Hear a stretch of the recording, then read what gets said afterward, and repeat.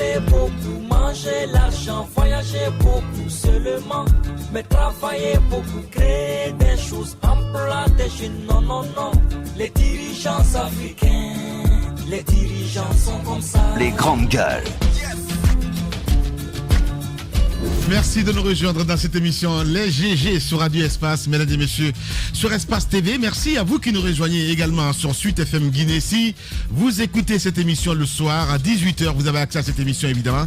Merci à ceux qui nous rejoignent sur les réseaux sociaux, grâce à Sola Média. Vous êtes à l'international, vous êtes à l'intérieur du pays, à Bokeh 99.7, même fréquence à Kindia, à Mamou, entre autres. Cancan écoute Radio Espace à travers 99 en modulation de fréquence. Évidemment, les grandes gueules avec vous.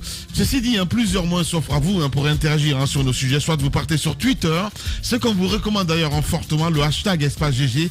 Sinon, le numéro de téléphone, ça n'a pas changé, le 00224 657 39 13 13. Avec plaisir. Un peu plus tard, dans la deuxième partie de l'émission, nous allons prendre compte vos messages, si vous le voulez bien. À la une, on s'intéresse à l'actualité. Alliance guinéenne pour le développement, AGD. Le parti existe depuis 2009. À sa tête, Ahmed Sékou Camara, plus connu donc sous le nom de Ahmed de Paris, comme président du parti dont le siège va bientôt être inauguré. Il veut, par le peuple et pour le peuple, travailler à la restauration de l'autorité de l'État, de la dignité et de la fierté nationale, à la manière donc de l'AGD. Il s'en est fait l'écho donc aux récentes concertations en face aux autorités donc du CNRD. En ligne de mire désormais le très convoité CNT en cours donc de construction. Ahmed Sékou Camara, Ahmed de Paris, président donc de l'Alliance guinéenne pour le développement, est notre invité ce matin, mesdames et messieurs. D'autres sujets viendront saluter à tout ceci pour votre plus grand bonheur. Les grandes gueules avec vous jusqu'aux portes de 11h sur Radio Espace Guinée avec Mafoudia Bangoura. Bonjour. Bonjour Lamine, bonjour à tous.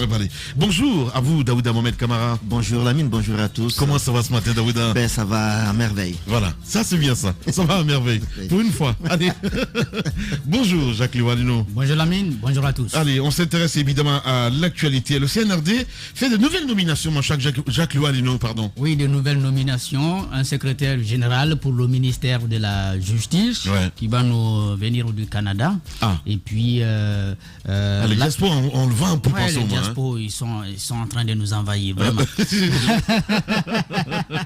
Et puis l'agent judiciaire de l'État à la RTG, Fana Souma, qui était jusque-là directeur général adjoint, qui prend donc la tête de la direction générale de la RTG. De la RTG, donc à la place de Sekouba Savané, qui était là depuis longtemps, depuis le départ de monsieur Yamoussa Sidibé.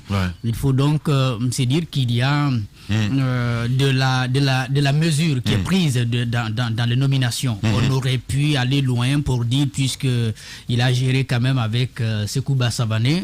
Donc pas de recyclage. Oui, j'ai dit on aurait pu penser comme ça. Mais je crois que le CNRD a de la lucidité dans ses choix, parce que on peut quand même on peut comprendre que le monsieur il est journaliste, il connaît la maison, et c'est cela. C'est ce qui est un peu important dans cette nomination de Fana Souma. On ramène la gestion à la maison. Parce qu'on l'avait sorti un peu. Oui, effectivement. J'ai vu ce tweet de Fodeta Silla hier, c'est bien cela, On revient à la maison. Oui, on revient à la maison, parce que c'était une première. On allait choisir. Moi, je pense qu'il faut casser les habitudes, sincèrement. Au privé pour venir. Moi, je pense que le choix de Savané, ce n'était pas mauvais. On peut choisir quelqu'un de privé pour aller gérer, n'est-ce pas, un média de service public. Quand on entend toutes les propositions que les gens font, on en parlait la dernière fois ici avec Tiangel, de voir un modèle qui pourrait permettre que la RTG soit capable de recruter comme les privés, même si l'État reste décideur à part entière, mais que dans les choix quand même qu'il y ait un minimum de liberté. En ce moment, on aurait pu choisir même en dehors de la RTG. Mais on a vu que l'expérience... Mais qu'est-ce qui va changer finalement à la fin du compte? L'expérience de Savané, d'abord, il faut d'abord être s'appuyer sur ça. L'expérience avec Savané n'a pas marché. Alors, ça n'a pas marché parce qu'il n'a pas pu s'entendre avec le personnel. Parce que c'était ça le problème. Si vous venez dans un milieu où vous n'êtes pas habitué, c'est à vous de vous adapter au milieu et non d'obliger tout le monde, toute cette masse à s'adapter à vous. Je crois que c'est ce qui n'a pas marché dans la gestion de ce Kuba Savané et finalement ça a donné ce que ça a donné. Aujourd'hui, je peux même dire que c'est la joie à la RTG. Ah ouais? Oui, c'est la joie à la RTG. Tout le monde attendait qu'il parte. En tout cas, la majorité. La majorité. Mais non, tu exagères là. Mais la majorité. C'est pour dans notre milieu, je l'ai toujours dit. Hein. Lamine. Ok. Oui, allez-y, oui, je sais de quoi je parle aussi, mon cher ami. Oui, le dernier mouvement, on l'a connu, nous avons parlé avec des personnes à l'interne. Le dernier mouvement, vous n'allez pas quand même dire que Savané est responsable de tout ça, tout seul. Non, Fana est comptable aussi, à ce que je sache. Non, il ne faut pas embellir les choses, c'est important. Je veux en venir. Allez-y. J'ai commencé par dire qu'il y a eu peut-être la lucidité dans le choix fait par le CNRD, sinon on aurait peut-être dit que lui et Sekouba Savané devraient partir si on restait dans la logique du non-recyclage. Mais si on l'a choisi, peut-être il y a des raisons. D'abord, la première, on revient à la maison. On choisit quelqu'un de la maison qui est habitué avec ses journalistes. Il a été rédacteur en chef, il a été directeur de la télévision nationale. Donc, il connaît à peu près tous les journalistes. Et c'est là il n'a travaillé qu'à la RTG. Fana n'est pas allé quelque part. Il n'a même pas été attaché de presse dans un ministère. Depuis que je l'ai connu, il est sur le petit écran et il est toujours là. Donc, c'est vraiment quelqu'un de la maison. Peut-être c'est pour cela qu'on l'a finalement choisi. Donc, on peut l'estimer. Mais le problème de la RTG ne se résumait pas et ne se résume pas à Sekouba Savané. Et le problème de la RTG ne va pas se résumer à Fana Souma. S'il y a un problème large, véritable, nous l'avons suffisamment commenté ici, problème de moyens, problème d'indépendance, même si certains disent on ne peut pas l'obtenir, il y a quand même quelques...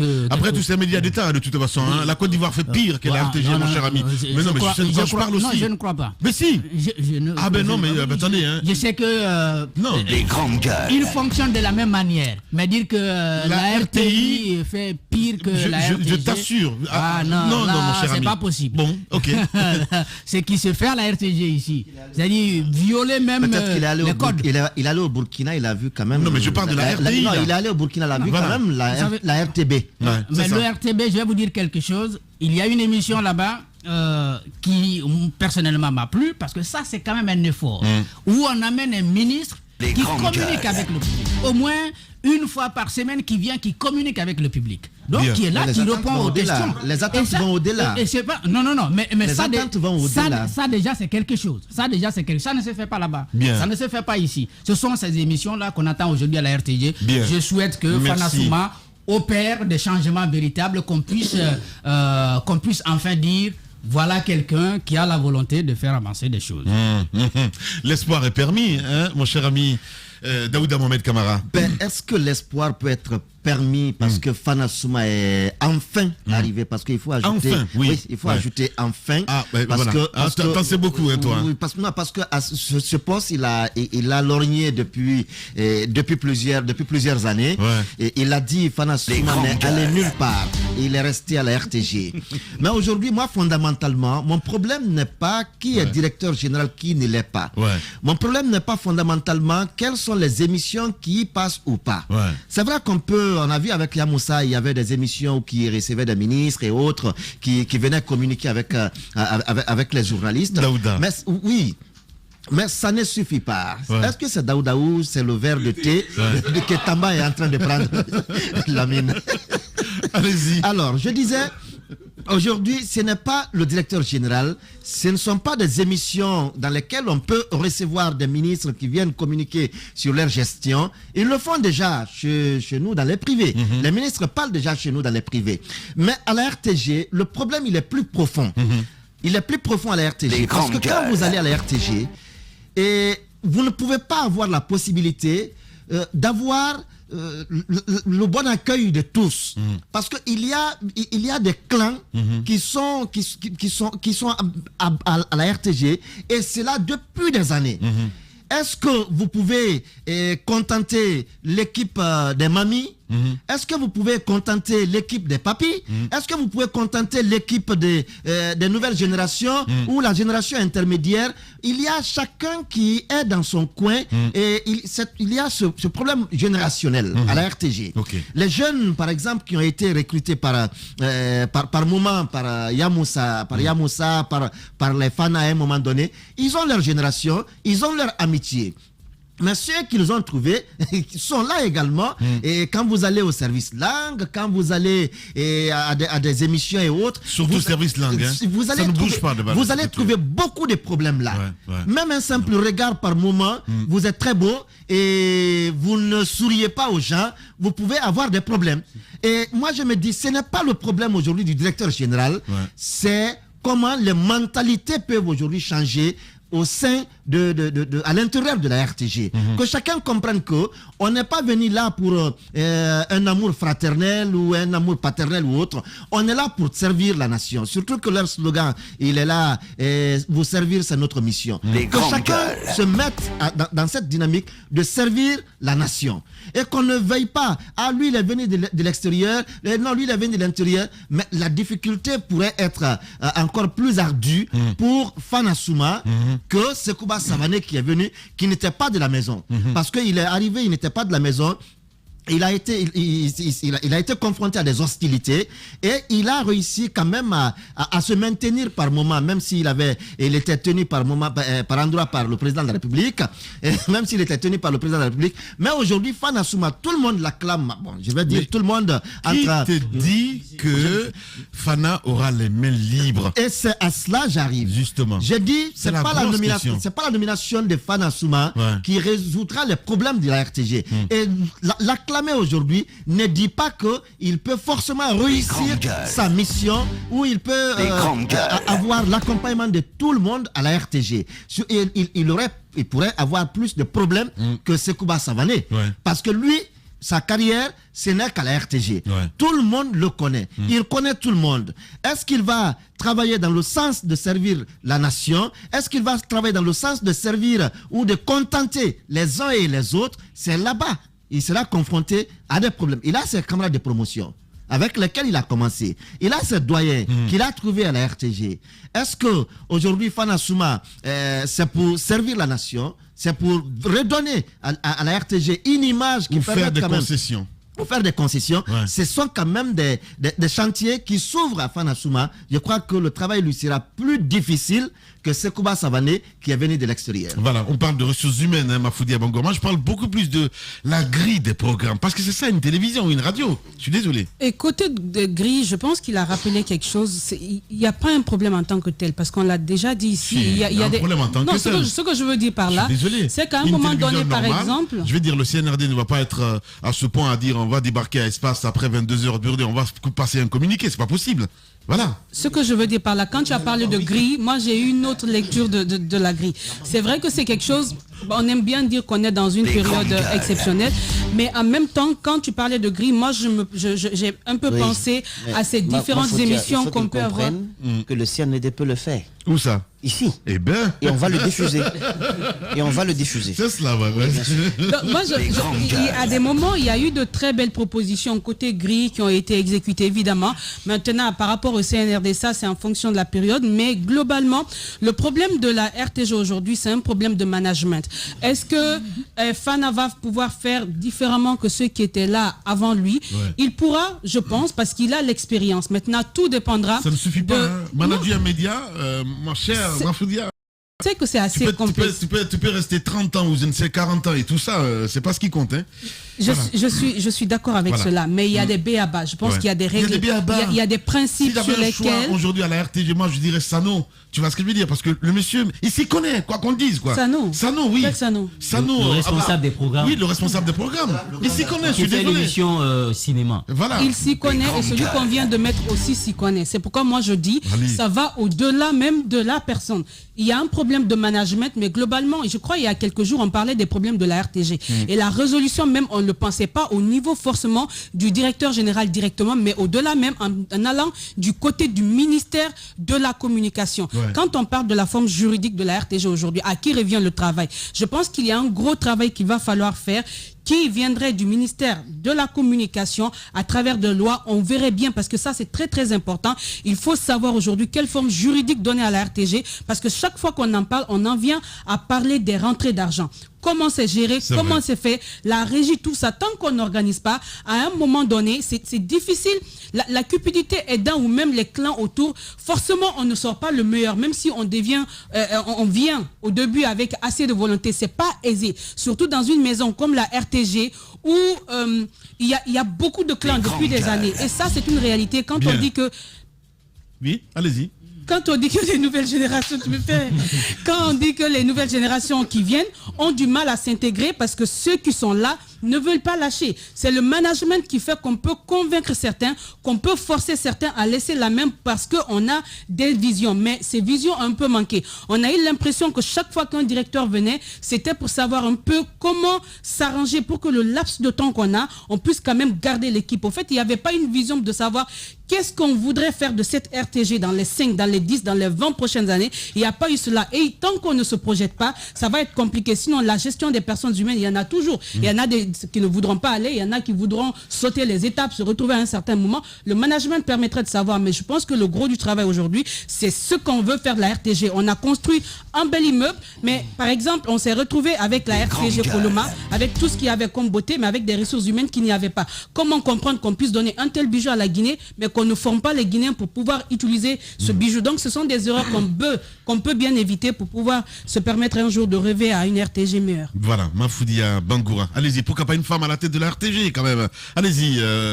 Oui, c'est possible. Voilà. C'est possible. On a vu avec Assotou Bella Diallo.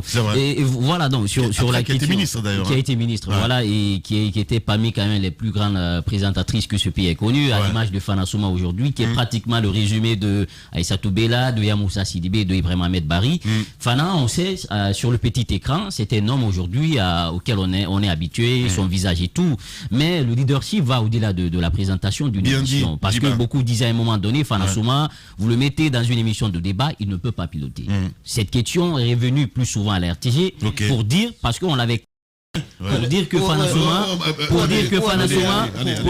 Souma, c'était exclusivement. Non, c'est ce qui se disait à la RTG. Moi, j'ai piloté une émission média durant des années, Médiasphère. Je connais bien cette boîte à travers Médiasphère. J'étais à la RTG, pratiquement, c'était ma deuxième maison. Après Espace, la RTG, j'étais là souvent pour mes productions.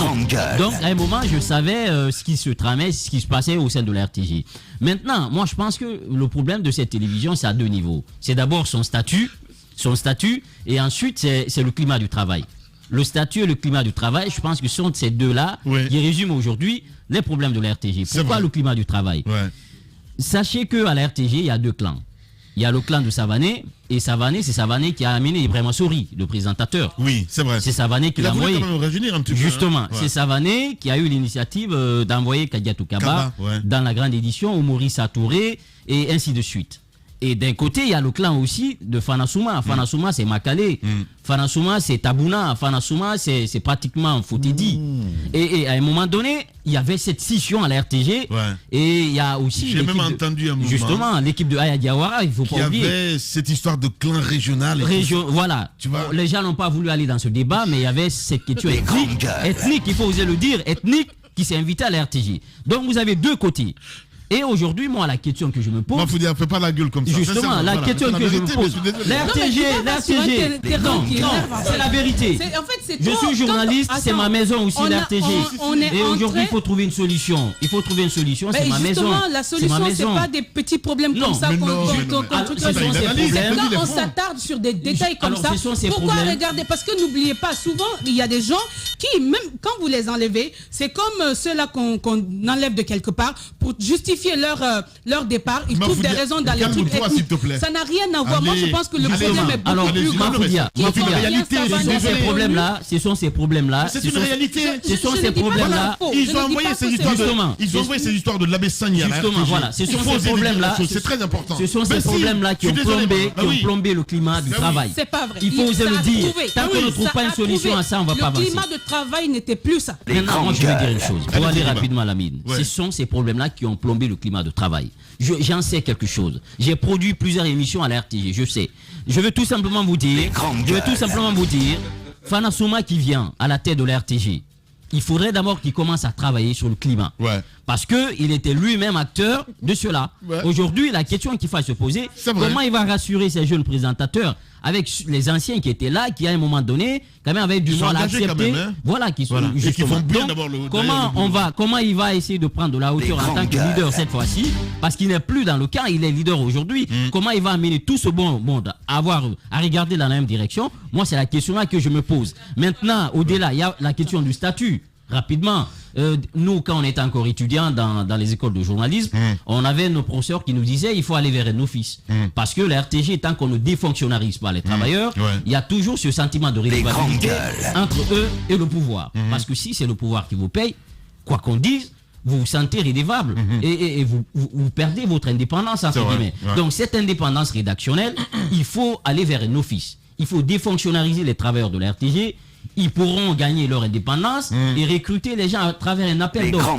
Et ça va changer les programmes. Parce que si on crée cette indépendance-là, vous êtes obligé de concurrencer Espace. Vous êtes obligé de concurrencer les autres médias. Donc vous allez revoir la grille des programmes, vous allez revoir le personnel, et ceux qui sont là depuis des années, ils vont commencer à voir des jeunes venir, même des médias privés, qui vont venir proposer des programmes. La concurrence, ça va créer de la concurrence. Moi, je pense que c'est du structurel, le statut de la RTG.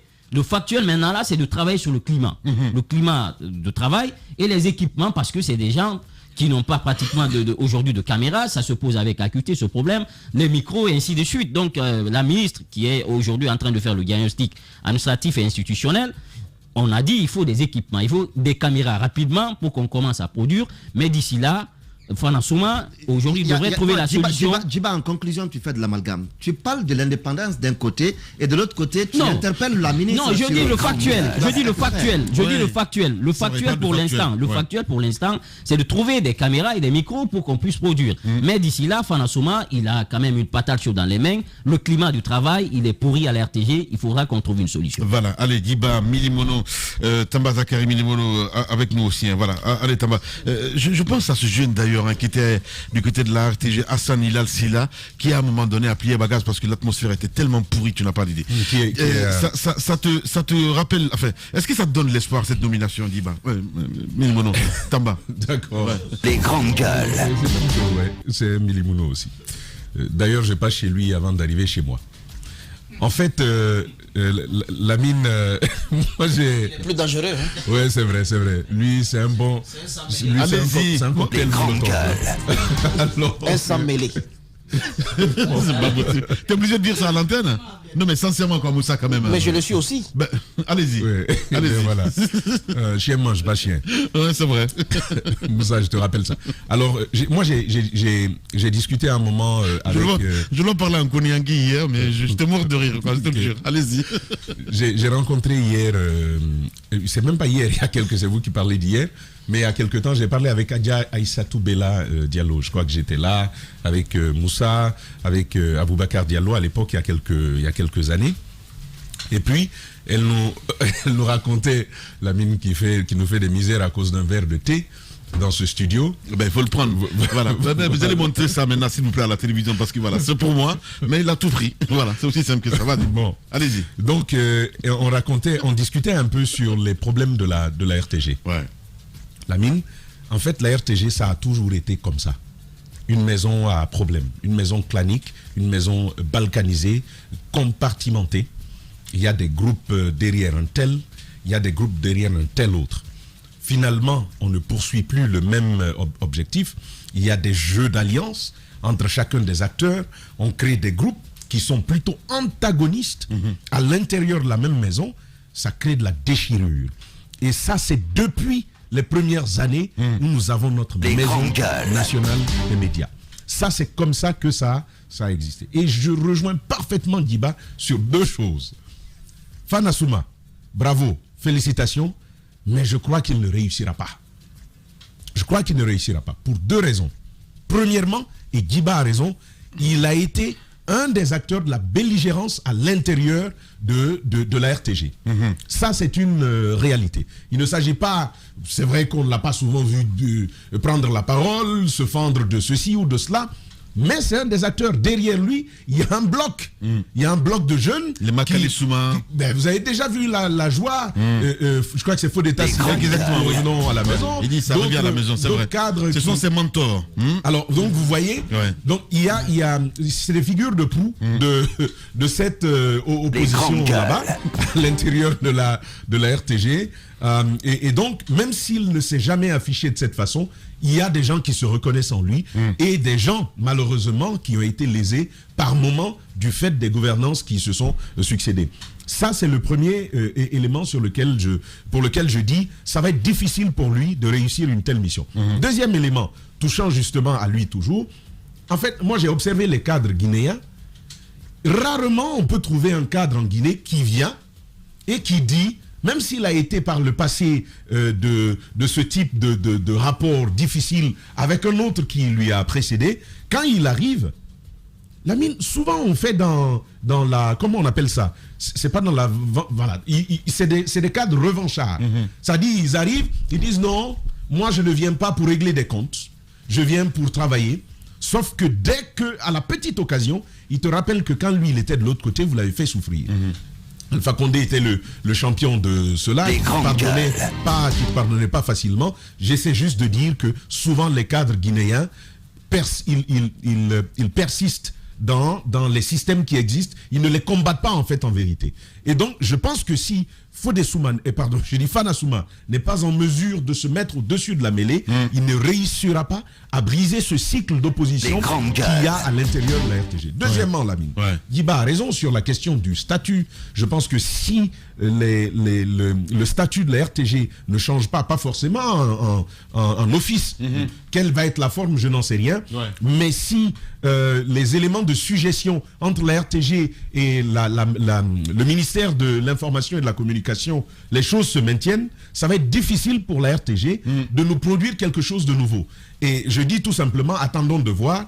Le système, il va revenir. En tout cas, au niveau de l'information à la RTG, ça risque encore d'être un média toujours à sens unique, tel donc qui fera que l'apologie de la gouvernance en place. Ça, c'est un autre problème que nous avons. Et puis, il faut forcément régler la question financière, notamment sur la publicité avec l'Office guinéen de publicité. Le budget de production, surtout la production, parce que c'est abandonné. Mais la mine, sans entrée d'argent, il y a des réformes qui ne marchent pas. Sans entrée d'argent, il n'y a pas de... Les réformes sont difficiles. Et donc, il faut gérer aussi cette question-là. Mais encore une fois, ça procède de législation, ça procède d'habitude, mais aussi de volonté politique de la part du ministère pour libérer un peu, pour lâcher du lest au niveau de la gestion des programmes et des contenus au niveau de la RTG, mais aussi en termes d'approvisionnement. Si la RTG ne dépend que du ministère de l'Information et de la Communication, encore une fois, ça va être un autre problème que nous avons.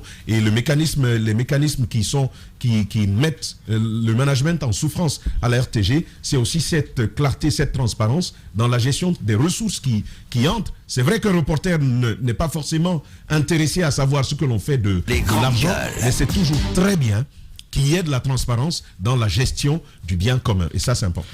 Voilà, Tamba Zakari, Milimono, des réformes au temps de Savané, on va dire, une continuité quelque part, mon cher Moussa Moïse. Bonjour et bienvenue. Bonjour Lamine, bonjour à tous. Je trouve que c'est pas un débat qui tourne autour des personnes.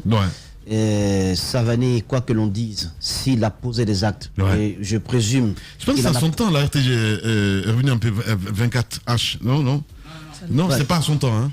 Ça c'est depuis 2008. Mais non, pas du tout. 24 heures sur 24, mais non. Oui, non, pas du tout. C'est quand Justin est venu. Pas du tout. La RTG, la télévision. Pas du tout. Je sais de quoi je parle. C'est pas tout de même à son temps. Allez-y. Ça a commencé bien avant. Je trouve que vous ne suiviez pas quand même la RTG au temps de Daddy Show, vous n'étiez pas là? Si, je regardais. Quand même. Alors donc je trouve que c'est pas un débat de personne. Sekouba Savané, s'il a posé des actes, et je présume qu'il en a posé allant dans le sens à développer cette vitrine nationale, Fana Souma devra donc continuer avec ce travail. Exactement. Mais Lamine, ne nous leurrons pas. Fana Souma a tous les atouts pour réussir. Il a tous les atouts. Et moi, je pense qu'il va réussir cette mission. Il va le faire. Pourquoi? Parce qu'il en a la qualité. Il en a la qualité. Depuis des années, depuis combien d'années, hein, ce monsieur reste tout de même l'un des plus grands sapeurs à la télévision nationale. Il n'y a pas son deuil. Ouais. Au-delà de la sape, pour ironiser, pour mettre un peu d'humour, au-delà de la sape, mais qui fait comme lui quand il sort sur votre petit écran? Vous avez envie de donner un petit bisou même à votre... Non, Ali a fait 10 000 fois mieux que je vous en prie. Désolé, hein. Il nous a tous façonné. Moi, j'ai pas... Ali a fait 10 000 fois mieux que Fana Souma. Je suis désolé. Mais voilà, alors que vous voulez Fana, s'il te plaît. Non.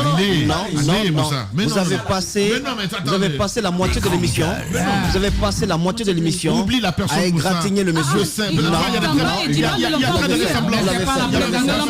l'avez fait. Je dis bien, je répète, ce monsieur a tous les atouts pour réussir.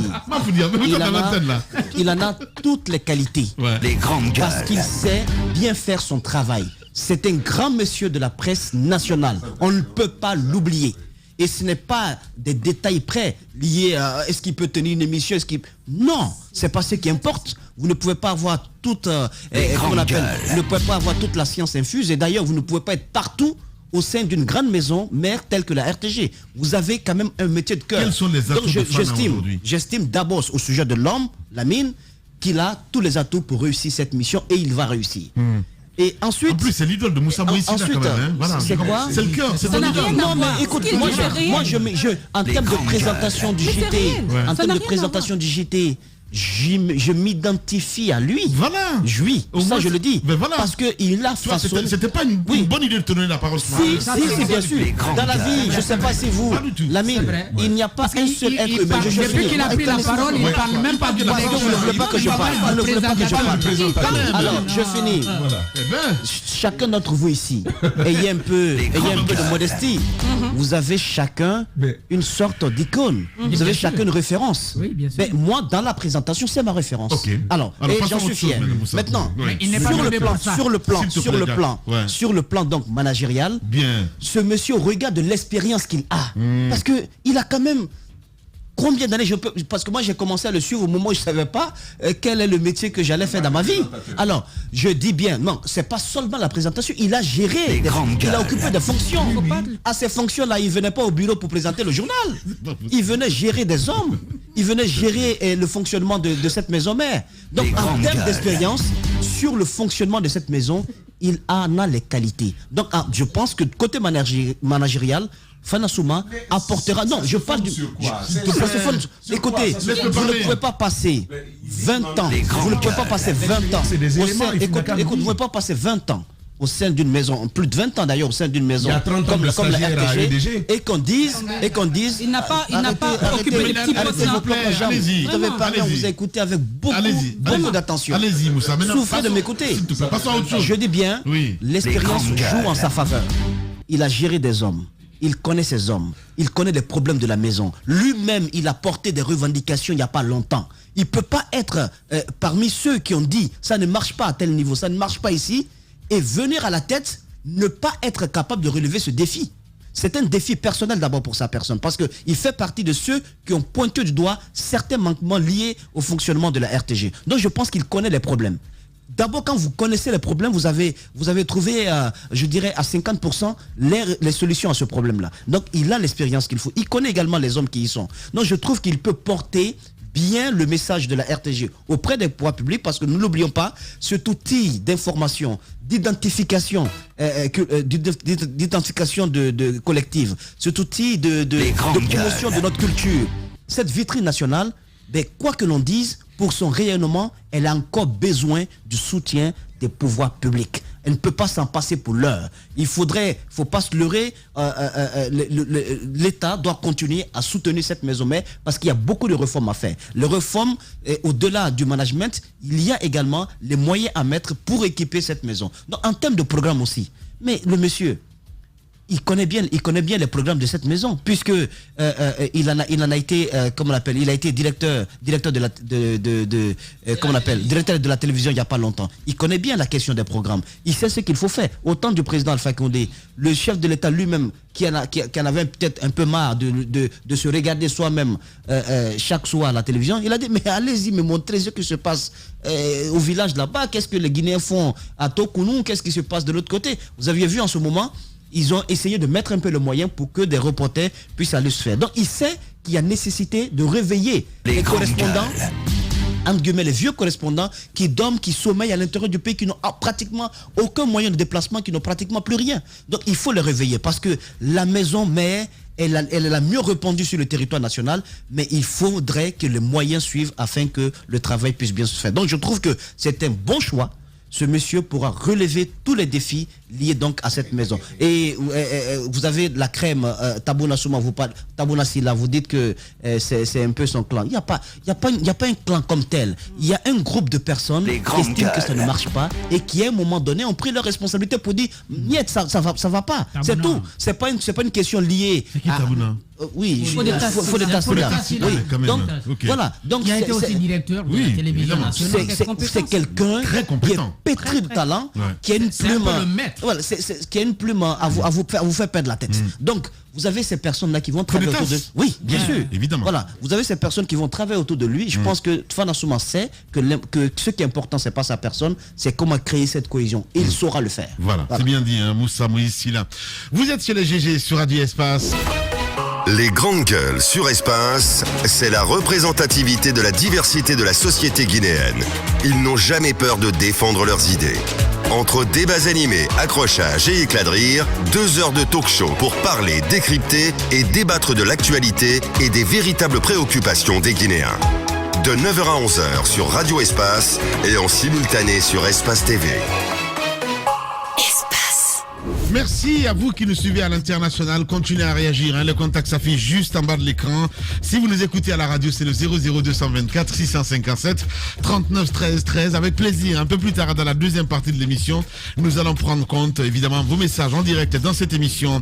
Je le disais tantôt à la une, Alliance guinéenne pour le développement, AGD. Le parti existe depuis 2009. À sa tête, Sékou Ahmed Camara, plus connu donc sous le nom de Ahmed de Paris et non Ahmed de Palu. Et il faut le dire, comme président donc du parti, dont le siège va bientôt être inauguré, il faut le dire, par le peuple et pour le peuple, travailler à la fois à la restauration de l'autorité de l'État et de la dignité de la fierté nationale, à la manière donc de l'AGD. Il s'en est fait l'écho donc aux récentes concertations en face des autorités du CNRD, en ligne de mire désormais le très convoité CNT. On en parle ce matin, évidemment. CNT est donc en cours de constitution. Il sera avec nous ce matin en construction, c'est Ahmed Camara, Ahmed de Paris, président donc de l'Alliance guinéenne pour le développement, et notre invité ce matin. Il va nous rejoindre un peu plus tard dans cette émission. Nous allons faire un tour du côté de patrimoine bâti. Des interrogations ce matin parce que Yayo nous a fait un faux bond, la fois, je pense que c'était hier. Il devrait être avec nous hier. Il n'est pas venu, donc des questions qui me semblent légitimes, qui devraient lui être posées. J'en profite pour le faire. Parce que n'oublions pas l'épisode de Santulo. Vous connaissez Santulo, qui était donc celui qui avait le contrat sur la cité chemin de fer. Oui. Vous vous rappelez de son bras de fer avec, comme on appelle, le capitaine Moussa Dadis Camara. Santulo d'ailleurs qui a perdu le combat sur le plan judiciaire, mais aussi sur le plan vital, puisqu'il est maintenant plus de ce monde.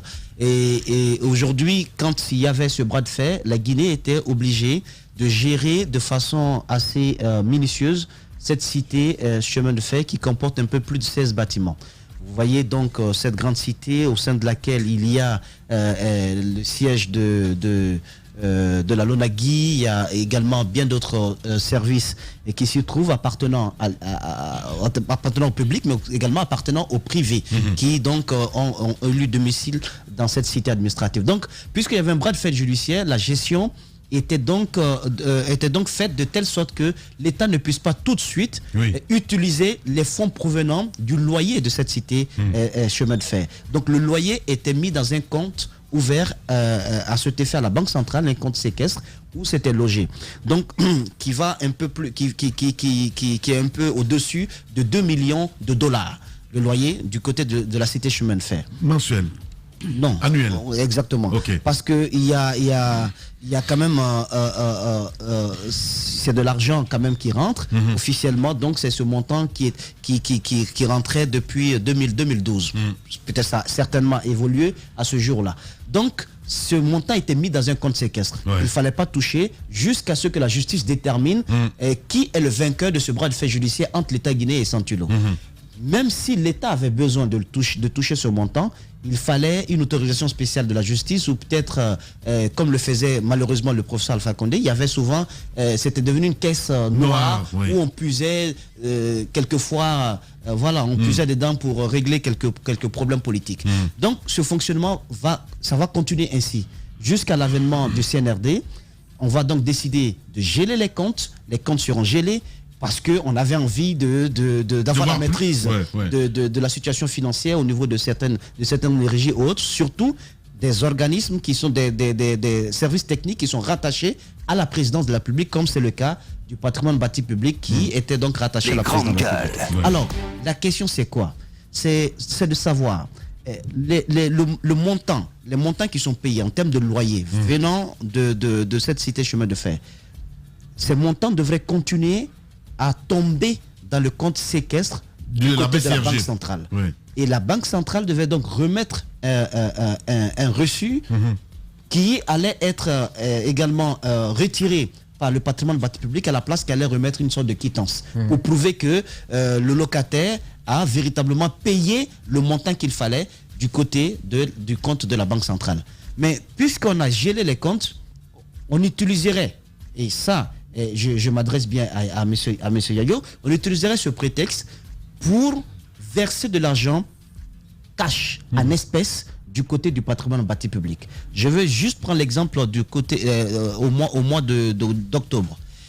Une société qui a donc son siège du côté de la cité chemin de fer a apporté un montant aux alentours de 250 millions cash versés du côté du patrimoine bâti public, et ils ont remis une sorte de quittance à cette société pour prouver qu'elle a versé de l'argent. Donc du cash versé du côté du patrimoine bâti public, cela n'est pas du tout dans l'esprit du CNRD qui a gelé les comptes plutôt pour qu'on puisse avoir une certaine lisibilité sur la gestion de l'argent. Alors, est-ce qu'on doit continuer à recevoir ce cash-là? Parce que après, c'est versé. Est-ce que c'est versé dans le compte séquestre du côté de la Banque centrale? Parce que le loyer qui provient de là doit aller dans ce compte-là, du côté de la Banque centrale.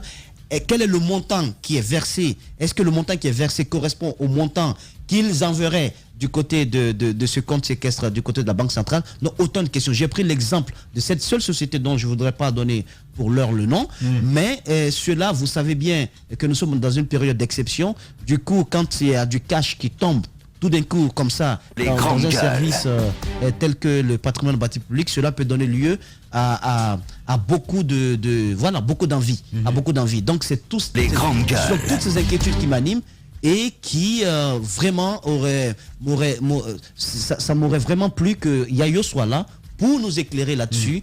Est-ce que ce service doit continuer à recevoir du cash, surtout en provenance, encore une fois, de la cité chemin de fer pour laquelle un compte est ouvert à la Banque centrale. Bien. Voici donc cette petite enquête de Moussa Moïse à suivre.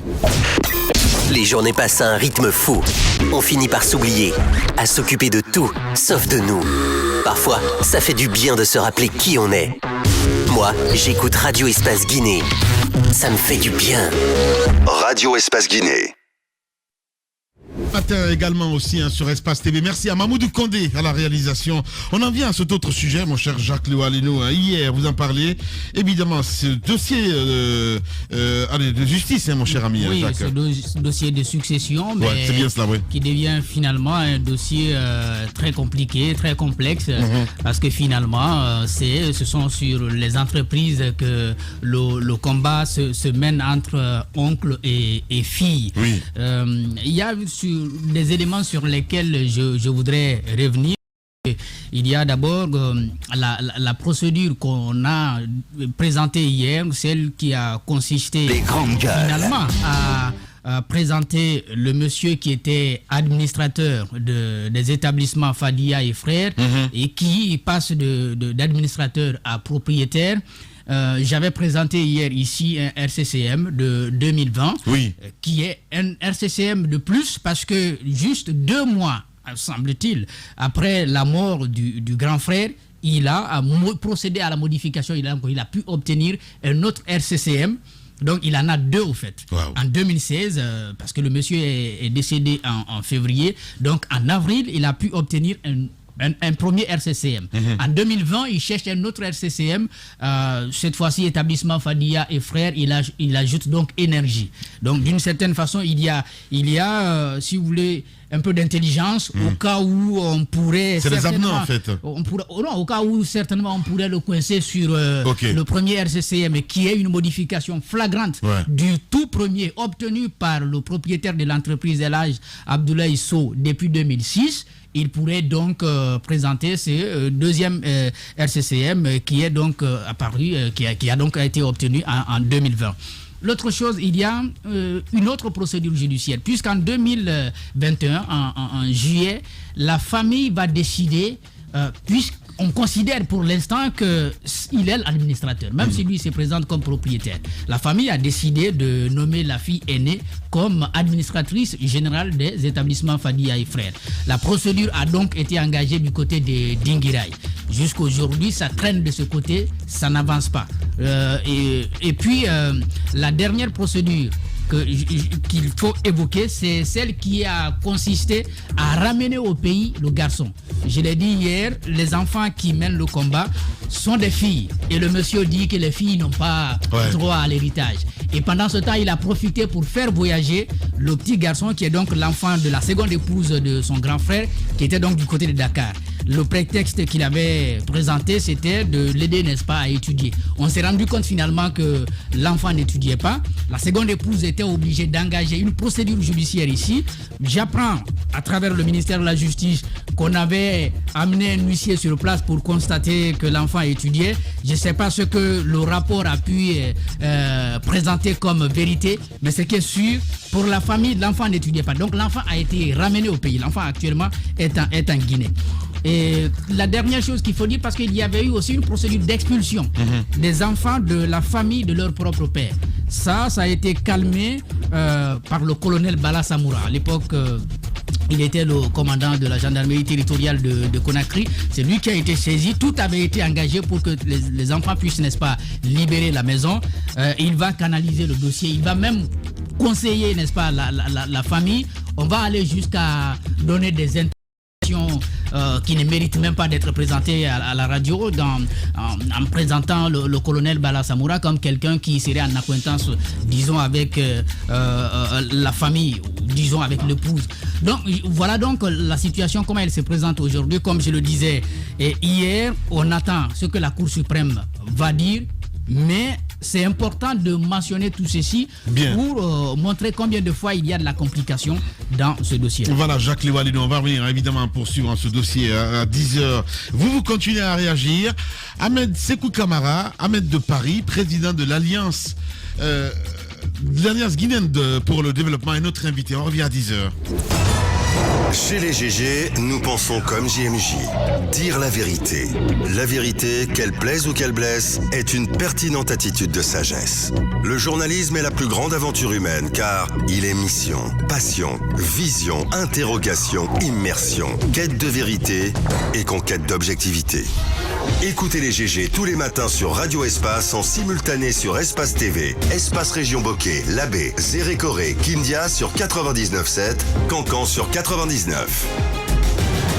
Les grandes gueules sur Espace ou la messe des sans-voix.